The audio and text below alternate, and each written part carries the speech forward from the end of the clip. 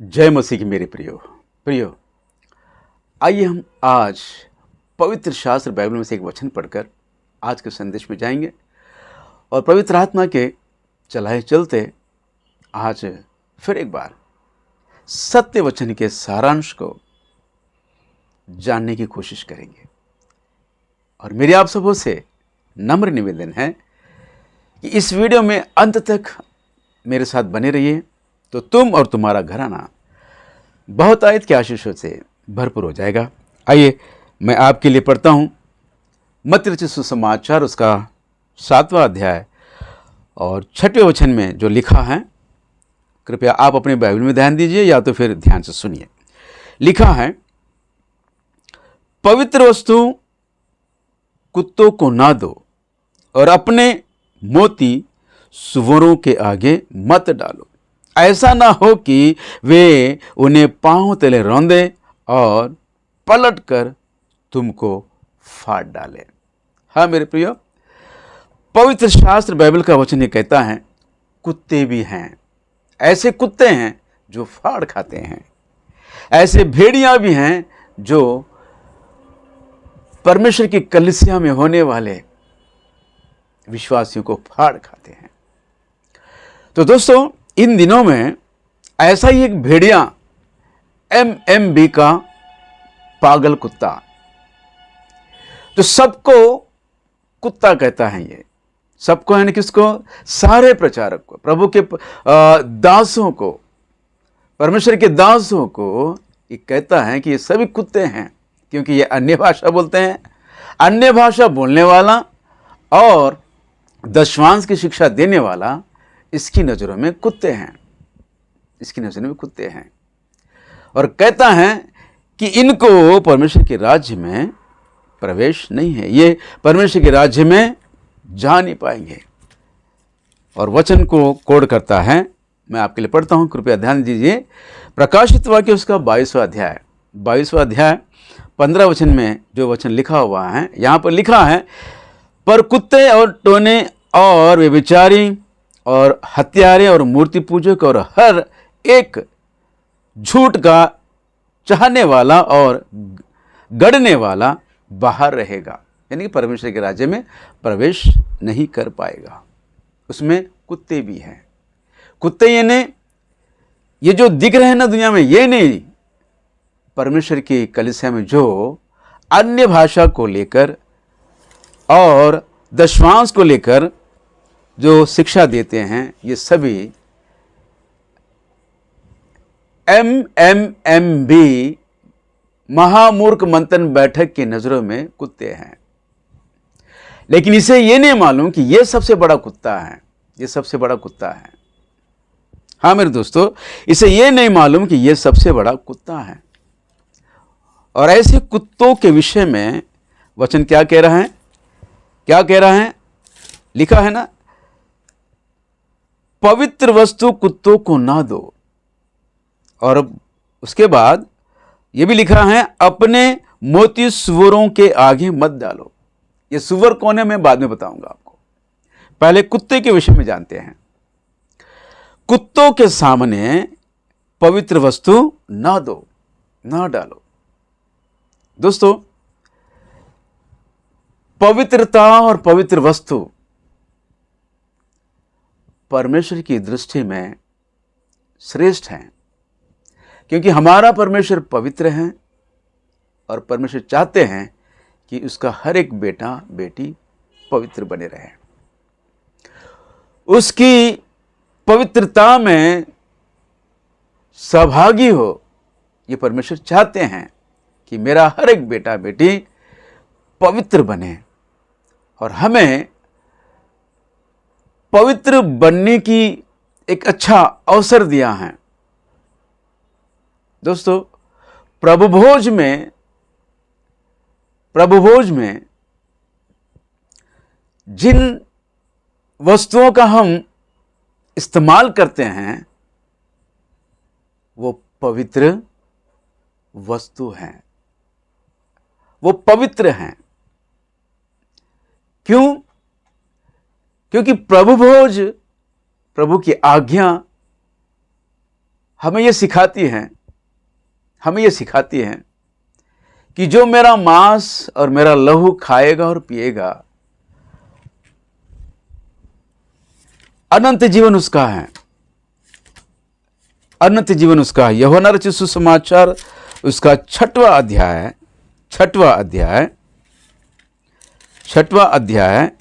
और हम पढ़ेंगे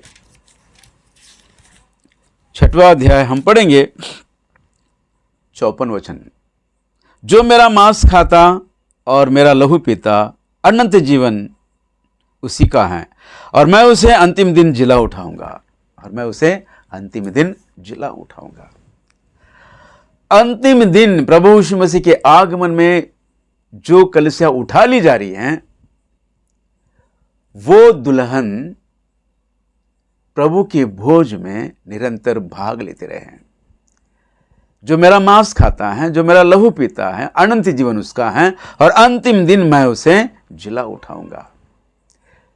प्रभु भोज की आज्ञा का पालन करने, या प्रभु भोज कलीसिया में प्रभु ने जो नियम बना के रखा है, उसके पीछे ये सबसे बड़ा उद्देश्य है। और दोस्तों, प्रभु भोज में जो रोटी हम खाते हैं और जो कटोरे में से पीते हैं, वो पवित्र वस्तु हैं। क्योंकि वचन कहता है, आइए हम पढ़ेंगे कुरिन्थियों के नाम लिखी गई पत्री, पहली पत्री उसका 10वां अध्याय और 16 वचन पढ़ के सुना रहा हूं। वो धन्यवाद का कटोरा जिस पर हम धन्यवाद करते हैं, क्या मसीह के लहू की सहभागिता नहीं? वो रोटी जिसे हम तोड़ते हैं, क्या वो मसीह की देह की सहभागिता नहीं? मतलब सहभागिता है। सहभागिता मतलब उसका दूसरा भाग। हम जब कभी एक रोटी के 2 टुकड़े करते हैं, उसके 2 टुकड़े हो जाते हैं, दोनों टुकड़े में एक ही पदार्थ होता है। टुकड़े अलग हो गए, इसका मतलब ये नहीं कि ये टुकड़े में, इस रोटी के टुकड़े में अलग पदार्थ हैं, इस रोटी के टुकड़े में और एक अलग पदार्थ है। ऐसा नहीं हो सकता। एक रोटी जब 2 टुकड़े करते हैं तो उसमें होने वाले, दोनों टुकड़े में होने वाले पदार्थ एक ही है। टुकड़े अलग है पर एक ही है। ये टुकड़ा इसका सहभागी है और ये टुकड़ा इसका सहभागी है। दोस्तों, यहां वचन कहता है, वो धन्यवाद का कटोरा जिस पर हम धन्यवाद करते, और मसीह के लहू की सहभागिता नहीं। क्या वो मसीह की लहू की सहभागिता नहीं? यानी कि मसीह का लहू का सहभागी है। दूसरा भाग है, साक्षात प्रभु यीशु मसीह का लहू ही है।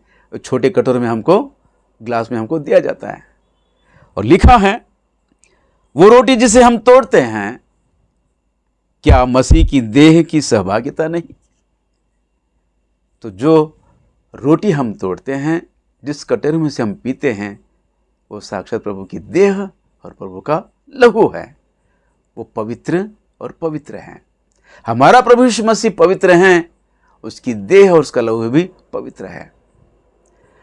और वचन कहता है, इन पवित्र वस्तुओं को कुत्तों को ना दो, क्योंकि कुत्ते प्रभु भोज के विशेष आज्ञा को नहीं जानते। वे अपने पैरों तले कुचल देते हैं। दोस्तों, मैंने कल के दिन, यानी कि संडे के दिन, महामूर्ख मंथन बैठक का एक वीडियो देखा, जिसमें उसने प्रभु भोज दिया है। और प्रभु भोज देते प्रभु भोज के आज्ञा का इतना अनादर किया, जिसका कोई मैं बयान नहीं कर सकता। प्रभु भोज को लेकर प्रार्थना करने लगा, और प्रार्थना करते करते वहां बैठे हुए अपने चेलों से कहता है, वो माइक आवाज कर रहे थे, माइक दे, माइक बंद कर माइक नहीं तो दे। ऐसे प्रार्थना में ये बातें करते हुए प्रार्थना कर रहा था। और वो प्रार्थना में कहते हैं, प्रभु ये जो रोटी हैं ये तेरे देह का प्रतीक है, और जो इन पात्रों में जो द्राक्ष रस है ये तेरे लहू का प्रतीक है। दोस्तों, ऐसा कहाँ लिखा है जो रोटी हम लेते हैं और जो कटोरे में से हम पीते हैं वो देह और प्रभु की देह और लहू का प्रतीक है? ऐसा कहाँ लिखा है? जबकि हमने पढ़ा यहां पर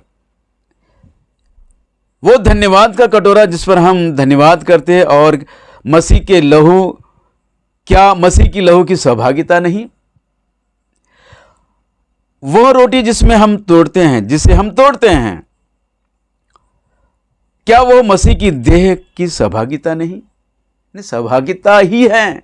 इसलिए प्रभु यीशु मसीह प्रभुभोज को देते देते कहते हैं कि लो ये मेरी देह है। ऐसा नहीं कहा कि ये मेरा देह का प्रतीक है। दोस्तों, आइए हम पढ़ेंगे लूका रचित सुसमाचार उसका 19वां अध्याय, 19वां वचन, 22वां अध्याय 19वां वचन में लिखा हुआ है, फिर उसने रोटी ली और धन्यवाद करके रोटी तोड़ी और उनको यह कहते हुए दी, यह मेरी देह है जो तुम्हारे लिए दी जाती है। रोटी तो लेकर धन्यवाद करके तोड़ी और अपने चेलों को देकर कहा कि यह मेरी देह है। ऐसा नहीं कहा कि यह मेरे देह का प्रतीक है। और लिखा है, मेरे स्मरण के लिए यही किया करो। इसी रीति से उसने भोजन के बाद कटोरा भी लिया और ये कहते हुए दिया, यह कटोरा मेरे उस लहू में जो तुम्हारे लिए बहाया जाता है नहीं वाचा है। मेरा लहू मेरे उस लहू में जो बहाया जाता है। दोस्तों, और उसी तरह हम पढ़ेंगे मत्ती रचित सुसमाचार। दोस्तों, मत्ती रचित सुसमाचार 26वां अध्याय और हम पढ़ेंगे 26वां वचन। लिखा है, जब वे खा रहे थे तो यीशु ने रोटी ली और आशीष मांगकर तोड़ी और चेलों को देकर कहा, लो खाओ, यह मेरी देह है, यह मेरी देह है। और 27 वचन में फिर उसने कटोरा लेकर धन्यवाद किया और उन्हें देकर कहा, तुम सब इसमें से पियो, क्योंकि ये वाचा का मेरा वो लहू है जो सबके लिए, बहुतों के लिए बहा जाता है। मेरा वो लहू है, वाचा का लहू है, मेरा लहू है। दोस्तों, प्रभु यीशु मसीह ने कभी ऐसा नहीं कहा कि ये मेरी देह का प्रतीक है और मेरे लहू का प्रतीक है। लेकिन ये महाशय प्रार्थना करते हैं कि हे प्रभु, तेरे देह का प्रतीक ये रोटी और तेरे लहू का प्रतीक ये द्राक्षरस के लिए प्रार्थना करते हैं। दोस्तों, प्रभु यीशु मसीह के पवित्र चीज़ों को, वस्तुओं को ऐसे लोगों के हाथ में जाए तो इस तरह ही ये लोग अपने पाँवों के तले कुचल देंगे। जबकि परमेश्वर का प्रभुभोज की आज्ञा हमारे लिए एक महान आज्ञा है,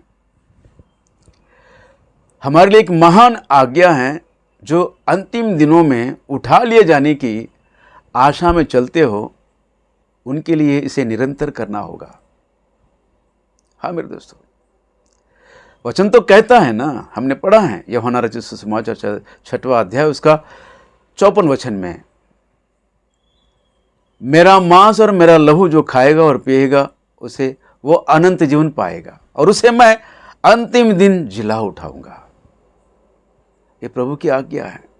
अंतिम दिन जी उठने के लिए, प्रभु के साथ उसके झुंड में जाने के लिए, उसकी दुल्हन बनकर जाने के लिए एक महान आज्ञा है ये।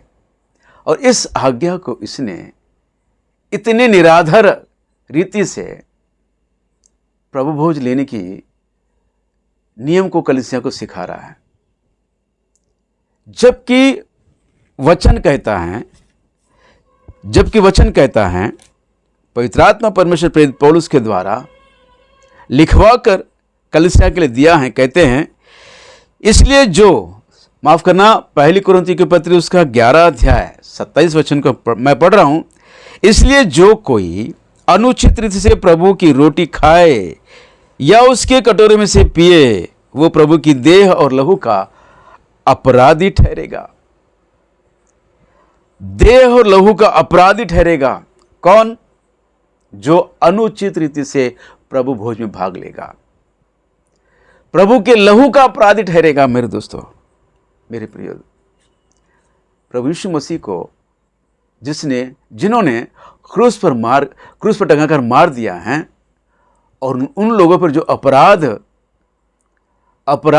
डाला गया है, वो अपराध के भागी बनोगे तुम लोग। वो जो अपराधी यीशु मसीह को क्रूस पर टंगाकर लटकाकर मार दिया है, उन अपराधियों में तुम गिने जाओगे अगर अनुचित रीति से प्रभु भोज लोगे तो। इतने बड़े महान आज्ञा को ये इतने निराधर और निर्भय होकर निर्लक्ष्य स्वभाव से प्रार्थना करते हैं, और ये जानते भी नहीं कि वो प्रभु की देह है और प्रभु का लहू है। उसे प्रतीक कहते हुए, संबोधित करते हुए प्रार्थना कर रहे हैं। जबकि वचन में ऐसा कहीं लिखा नहीं है कि जो रोटी हम खाते हैं, जो लहू, जो कटोरे में से हम पीते हैं, वो प्रभु की देह का और लहू का प्रतीक है। ऐसा कहीं भी लिखा नहीं है। लिखा है दोस्तों, हम पढ़ेंगे 28 वचन में, इसलिए मनुष्य अपने आप को जांच ले। प्रभु भोज को लेने से पहले अपने आप को जांचना है, ना कि दूसरों को। और इस सारे वीडियो में इसने जो वीडियो बनाई है, इसके सारे वीडियो में लोगों को जांचने का काम ही कर रहा है ना। जबकि वचन कहता है कि अपने आप को जांचे, अपने आप को जांचे। प्रभु भोज लेने से पहले ये मूर्ख मंथन बैठक का ये जो प्रचारक है, पूरे वीडियो में कम से कम 1-1.25 घंटे का वीडियो है। उसमें लोगों की निंदा कर रहा है, लोगों को जांच रहा है, और फिर वो सारी बातें सिखाकर प्रभु भोज ले रहा है। जबकि वचन कहता है, प्रभु भोज में भाग लेने से पहले अपने आप को जांचे, अपने आप को जांचे। देखो दोस्तों, प्रभु भोज की आज्ञा जो महान आज्ञा है, उस आज्ञा का ये निरादर कर रहा है। वचन कहता है कि जब कभी भी तुम प्रभु भोज में जाते हो तो अपने आप को जांचो, अपने आप को जांचो। और लिखा है, इस रीति से इस रोटी में से खाए और इस कटोरे में से पिए, क्योंकि जो खाते पीते समय प्रभु की देह को ना पहचाने, वो इस खाने और पीने से अपने ऊपर दंड लाता है। प्रभु की देह और लहू को पहचानना है। जो रोटी हम खा रहे हैं, जो रोटी हम ले रहे हैं, खा रहे हैं, और जिस कटोरे में से हम पी रहे हैं, तो साधारण रोटी और लहू द्राक्षरस नहीं है। जब हम धन्यवाद की प्रार्थना करते हैं, प्रभु का दास धन्यवाद की प्रार्थना करता है, तो प्रभु वहां पर अद्भुत कार्य करते हैं। उस रोटी को अपने देह में बदलकर, और उस पात्र में जो द्राक्ष रस रहता है, उसे अपने लहू में बदलकर अपने बच्चों को देता है। उसे पहचान कर लेना है, क्योंकि जो खाते पीते समय देह को ना पहचाने, वो इस खाने और पीने से अपने ऊपर दंड लाता है। इसी कारण तुम में से बहुत से निर्बल और रोगी हैं, और बहुत से सो भी गए हैं। यदि हम अपने आप को जांच जांचे तो दंड ना पाते, परंतु प्रभु हमें दंड देकर हमारी ताड़ना करता है। यही कारण है कि आज कलीसिया में हम लोग बीमार हो रहे हैं, दंड पा रहे हैं, हमारा कोई भी काम सफल नहीं हो पा रहा है, क्योंकि प्रभु भोज को लेकर हम जो अनादर करते हैं, प्रभु भोज को बिना पहचाने सोचे हम जो उसमें भाग लेते हैं, और यही कारण है कि आज कलीसिया में होने वाला हर एक विश्वासी उसकी सजा पा रहा है। हमें जांचना है, परखना है कि ये प्रभु की देह ही है, इसे पहचानना है कि प्रभु की देह है और प्रभु का लहू है। क्योंकि जब परमेश्वर का दास धन्यवाद की प्रार्थना करके आमीन कहता है, तो उसी पल वो रोटी प्रभु की देह और प्रभु का वो पात्र प्रभु का लहू बन जाता है। दोस्तों, ऐसे कैसे होता है? ऐसे होता है क्योंकि हमारा परमेश्वर अद्भुत करने वाला परमेश्वर है। वो एक चीज को दूसरी चीज में बदलने वाला परमेश्वर है। मिट्टी से परमेश्वर ने इंसान को बनाया, मनुष्य को बनाया है। मिट्टी क्या चीज है? मिट्टी का पुतला बनाकर परमेश्वर ने उसमें अपनी जान फूंक कर मनुष्य को बनाया है। एक चीज को दूसरी चीज में बदलना उसके लिए आसान बात है। और काना के विवाह में पानी को द्राक्षरस कर बना दिया है, पानी को द्राक्षरस बनाया, एक वस्तु से दूसरा वस्तु बनाया है। ये परमेश्वर के लिए संभव है। विश्वास करो, विश्वास करो। जो प्रभु भोज में तुम रोटी लेते हो वो साक्षात प्रभु यीशु मसीह की देह है, और जिस कटोरे में से पीते हो वो साक्षात प्रभु यीशु मसीह का लहू है। और वचन कहता है, अपने आप को जांचो और प्रभु की देह को पहचानो, प्रभु की देह को पहचानो। क्योंकि जो मेरा मांस खाता है और मेरा लहू पीता है, अनंत जीवन उसका है, और अंतिम दिन मैं उसे जिला उठाऊंगा, जिला उठाऊंगा, उसे उठा कर ले जाऊंगा, उसे जिंदा करके ले जाऊंगा। दोस्तों, इतने बड़े महान आज्ञा को आज कलीसिया में इतने हल्के में लेते हैं, इतने हल्के में लेते हैं। इस विषय को लेकर मैं फिर कभी दूसरा वीडियो बनाऊंगा। प्रभु भोज की विशेषता, इस विशेष आज्ञा के पीछे प्रभु का उद्देश्य क्या है, आपको मैं फिर कभी बताऊंगा। दोस्तों, पर आपको मैं बताना चाहता हूं, ये जो महामूर्ख मंथन बैठक का ये जो प्रचारक है, प्रभु भोज की इस आज्ञा को इतने हल्के में ले रहा है, जबकि यह विशेष आज्ञा है। और जो हल्का विषय है, जिसे हमें जिस विषय को लेकर हम ज्यादा सीरियस होने की बात नहीं है, उसको लेकर बहुत ही सीरियस हैं। अन्य भाषा तो जाती रहेगी। वचन तो कहता है कि अन्य भाषा जाती रहेगी। जिसको अन्य भाषा का वरदान मिला है वो बोलेगा, नहीं वरदान नहीं मिला तो नहीं बोलेगा। जो भी हो, अन्य भाषा का वरदान मिले या ना मिले, या उसके बोलने से ना बोलने से उद्धार पर कोई असर पड़ता है? हमारे उठा लिए जाने के उस महान कार्य में कोई असर पड़ता है, बुरा असर पड़ता है? नहीं। तो उसको लेकर इतना बवाल मचा दिया इसने, और प्रभु भोज को लेकर, प्रभु भोज की आज्ञा को लेकर, और उस आज्ञा को इतना हल्का बना दिया, इतना निरादर और इतने अपमान रीति से लिया है। इसका दंड तो उसे मिलेगा ही। दोस्तों, मैं उस वीडियो का लिंक मैं अपने डिस्क्रिप्शन में दूंगा, कृपया आप ध्यान से सुनिए उसे। मैं उसका क्लिप लगा सकता हूं, लेकिन नहीं, मुझे इसकी आवश्यकता नहीं है। ये वो कुत्ता है परमेश्वर के पवित्र वस्तुओं को अपने पैरों के नीचे रौंद रहा है। हाँ मेरे दोस्तों, इस कुत्ते से बचिए। ये वो भेड़िया हैं कलीसिया में होने वाले विश्वासियों को फाड़ खा रहा है, कलीसिया को भटका रहा है, भरमा रहा है। ये शैतान का एजेंट है, ये शैतान का एजेंट है और शैतान इसे बहुत ताकत से इस्तेमाल कर रहा है और ये पूरी कोशिश में लगा है अपने पिता शैतान की इच्छा पूरी करे। दोस्तों इससे बचे रहिए, इससे बचे रहिए।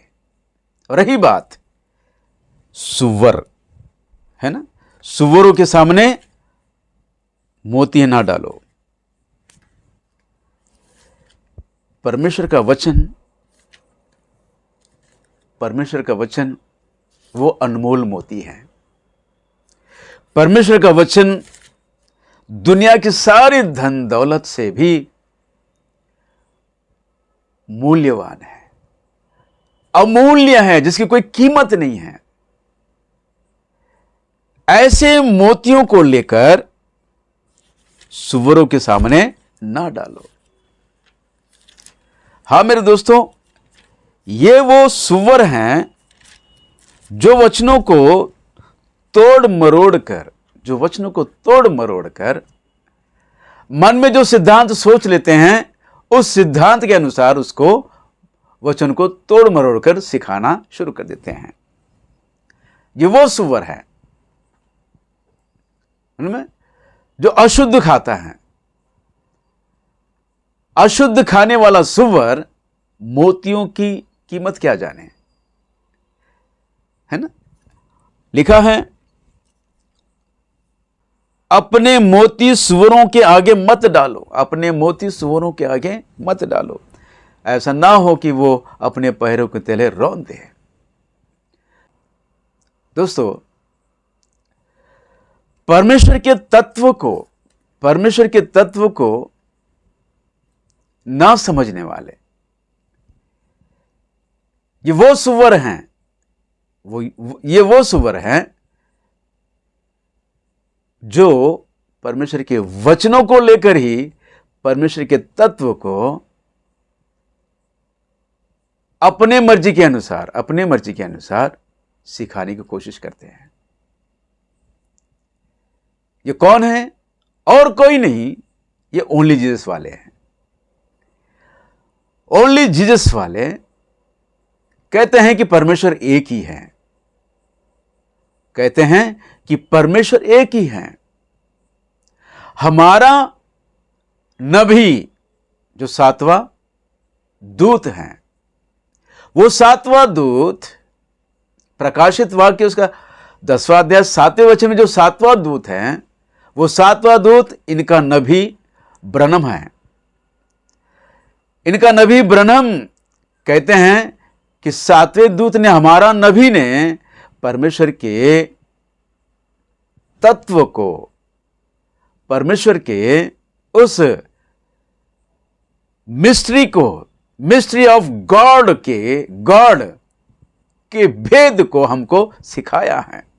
मिस्ट्री ऑफ गॉड, जबकि हिंदी बाइबल में लिखा है परमेश्वर का मनोरथ। इंग्लिश बाइबल में लिखा हुआ है mystery of God. Mystery of God का खुलासा हमारे नबी ने हमको सिखाया है। परमेश्वर का भेद हमारे नबी ने हमको सिखाया है। दोस्तों, वो भेद क्या है? तो कहते हैं कि परमेश्वर एक है। परमेश्वर एक है। प्रियो, परमेश्वर एक है, ये कैसा भेद है? ये कैसा भेद है? जो एक है वो भेद ही नहीं है। परमेश्वर जो एक है उसमें और भी अनेक तत्व हैं, वो भेद है। मैं आपको एक छोटा उदाहरण बताता हूं। मेरे हाथ में एक डब्बा है। ये मैं कहूं कि मेरे हाथ में एक डब्बा है, यह बड़ी भेद की बात है, तो लोग हंसेंगे।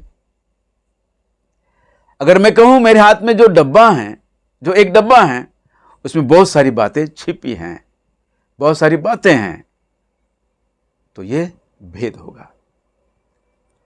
बात को समझने की कोशिश कीजिए। हमारे नबी ने हमको इतना बड़ा भेद सिखा के गया है कि वो भेद ये है कि परमेश्वर एक है। अरे दुष्ट, मूर्खो, बुद्धिहीनो, परमेश्वर एक है पर उसमें और बहुत सारे तत्व हैं। और परमेश्वर का वचन कहता है, परमेश्वर के तत्व को पहचानने के लिए परमेश्वर की सृष्टि पर ध्यान दीजिए। रोमियो के नाम लिखी गई पत्री हम पढ़ेंगे। आइए हम पढ़ते हैं रोमियो के नाम लिखी गई पत्री प्रेरित पौलुस के द्वारा, उसका अध्याय, पहला अध्याय और 20वें वचन में देखते हैं। लिखा है, उसके अनदेखे, किसके? परमेश्वर के अनदेखे गुण अर्थात उसकी सनातन सामर्थ्य और परमेश्वरत्व, मतलब परमेश्वर के तत्व, परमेश्वरत्व जगत के सृष्टि के समय से उसके कामों के द्वारा देखने में आती हैं। परमेश्वर के तत्व को जानना चाहते हो तो वचन कहता है उसकी सृष्टि को देखो, जो जगत की उत्पत्ति से हमको नजर आती है।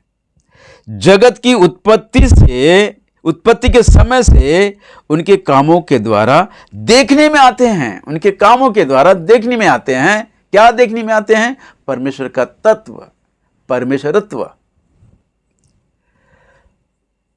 परमेश्वर वो एक है या अनेकता में एक है?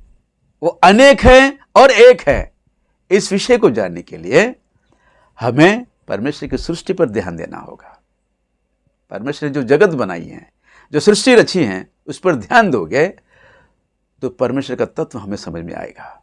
दोस्तों, परमेश्वर ने अदन की वाटिका में आदम और हवा को रखा और खाने के लिए बहुत सारे फल दिए। और हम देखते हैं बहुत सारे फलों में एक ऐसा फल है, ऐसे भी फल होते हैं जिसमें अनेक भाग होते हैं, पर वो एक ही फल होते हैं। जैसे कि संतरा के ऊपर के छिलके को निकालकर देखोगे तो उसमें अनेक भाग होते हैं। कम से कम 9-10 भाग होते हैं, 9-10 पीस होते हैं जो एक दूसरे से जुड़े होते हैं। और एक दूसरे से जुड़े हुए उस झुंड को संतरा कहते हैं, है ना। टुकड़े अलग कर दो, एक टुकड़े में और दूसरे टुकड़े में उनका स्वभाव या उनका तत्व, उनका जो बातें हैं अलग हो जाते हैं? नहीं। टुकड़े अलग कर दो तो भी हर एक टुकड़े में एक ही स्वभाव रहता है। संतरा में जो विटामिन होता है हर एक भाग में होता है, हर एक भाग संतरे के हर एक भाग में होता है। उसके अलग करने के बाद भी और जोड़ दोगे तो भी उसमें एक ही तत्व होता है, एक ही विटामिन होता है। तो दोस्तों, जब अलग करते हैं, एक टुकड़े को लेकर हम संतरा नहीं कह सकते हैं, एक टुकड़े को लेकर हम संतरा नहीं कह सकते। वो सारे अनेक टुकड़े फिर एक जगह जमा करके उसे अगर कवर पहना दी जाए, वो छिलका पहना दिया जाए, तब वो संतरा कहलाएगा। अनेक टुकड़ों का बना हुआ संतरा परमेश्वर के प्रति, परमेश्वर तत्व का प्रतीक है। परमेश्वर भी 3 पीसों वाला एक संतरा है, 3 टुकड़ों वाला एक संतरा है। हर एक टुकड़े में एक ही रस रहता है, एक ही तत्व रहता है, एक ही गुण होता है। अलग अलग रहने के बाद भी उनका तत्व एक ही है, उनका लक्ष्य एक ही है, उनका उद्देश्य एक ही है, उनका स्वभाव एक ही है, इसलिए वे एक है। उनका व्यक्तित्व अलग अलग है पर वो एक है। यही तो बात है दोस्तों। ऐसे भेद भरी बातों को कौन समझ पाएगा? कौन समझ पाएगा? वो सुअर जो परमेश्वर के मोती समान वचनों को अपने पैरों को तले रौंदते हैं, ऐसे सुअर इस तरह के भेदों को समझ पाएगा? नहीं मेरे दोस्तों, ये हो न सकता। परमेश्वर के भेद भरी बातों को समझने के लिए परम प्रधान के ज्ञान की आवश्यकता है, परम प्रधान के ज्ञान की आवश्यकता है। आइए हम पढ़ेंगे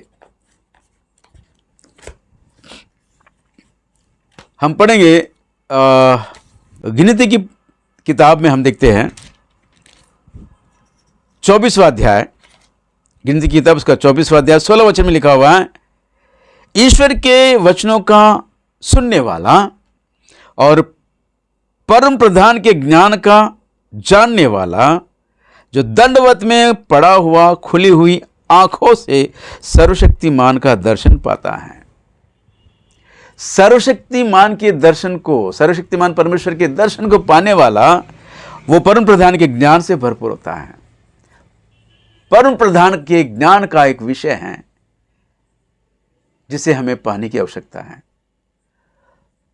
और जो ये ज्ञान से भरपूर होता है वही परमेश्वर के भेद को समझ सकता है। परमेश्वर को समझो और जानो कि वह एक नहीं, वो त्रिएक है, वो त्रिएक है, त्रिएक है मेरे प्रियो दोस्तों। और बहुत सारी बातें हैं, फिर अगले वीडियो में मैं परमेश्वर के तत्व को लेकर, त्रिएक तत्व को लेकर मैं फिर आपके सामने आऊंगा।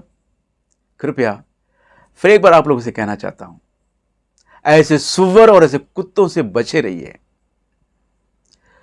और वचन के सारांश को समझने की कोशिश कीजिए, वचनों के सारांश को समझने की कोशिश कीजिए, सत्य को जानने की आशा और अभिलाषा में बने रहिए, तो तुम और तुम्हारा घराना उद्धार पाएगा और आने वाले अंतिम दिनों में प्रभु यीशु मसीह के आगमन में उसकी दुल्हन बनकर उठा ली जाओगे। प्रभु आपको बहुत आयत के आशीषों से भरपूर करे। मेरी आप सबों से नम्र निवेदन है, इस वीडियो को औरों तक पहुंचाइए। अगर आज के संदेश में कोई गलत विषय हुआ है, जो गलत बात हुई है, तो लिख कर दीजिए। कहीं गलत है तो लिख कर दीजिए। ऐसा नहीं कहना कि गलत हुआ है, वो गलत क्या है, वो किस वजह से हुआ है, उसको लिख कर भेजिए, तो मैं कोशिश करूंगा कि मैं अपनी गलती को सुधारूं। तो दोस्तों फिर एक बार आप सबों को प्रभु यीशु मसीह में जय मसीह की। आमीन आमीन आमीन।